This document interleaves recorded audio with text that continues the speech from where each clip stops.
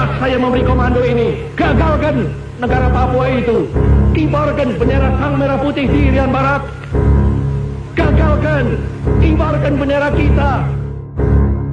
Sebelum Indonesia berdiri sebagai negara modern, Papua telah lebih dulu memiliki dunia sosialnya sendiri. Wilayah ini dihuni oleh ratusan kelompok etnis dengan bahasa, tradisi, dan struktur sosial yang sangat beragam.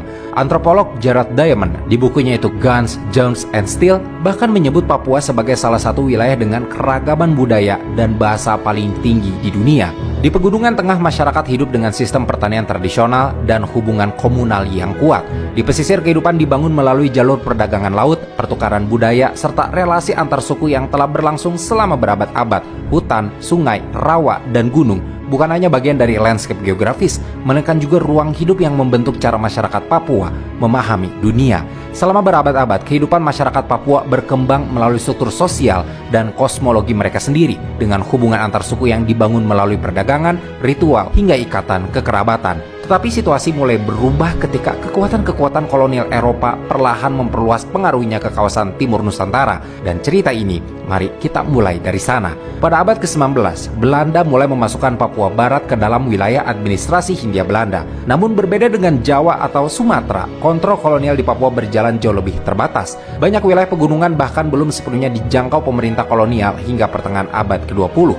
Sejarawan Richard Kauffel di bukunya yaitu Constructing Papua Nationalism menjelaskan bahwa Papua berada dalam posisi yang agak unik di dalam proyek kolonial Belanda. Di satu sisi, Belanda mengklaim Papua sebagai bagian dari Hindia Belanda, tetapi di sisi lain, mereka tidak membangun struktur kolonial yang seintens wilayah-wilayah lain di Nusantara. Kontrol administratif Belanda di Papua relatif terbatas, dan banyak wilayah pedalaman bahkan masih berada di luar jangkauan efektif pemerintah kolonial hingga pertengahan abad ke-20. Karena itu, selama bertahun-tahun, Papua cenderung berada di pinggiran perhatian kolonial Belanda. Namun keadaan mulai berubah ketika dunia memasuki periode setelah Perang Dunia Kedua. Ketika Jepang kalah dan Indonesia memproklamasikan kemerdekaan tahun 1945, muncul perdebatan besar mengenai status Papua. Pemerintah Indonesia menganggap seluruh bekas wilayah Hindia Belanda termasuk Papua Barat sebagai bagian sah Indonesia merdeka. Tetapi Belanda memiliki pandangan yang berbeda. Mereka mulai mempertahankan Papua sambil perlahan menyiapkan wilayah itu menuju entitas politik tersendiri. Dari perbedaan pandangan ini, maka pada akhir tahun 1950-an, Belanda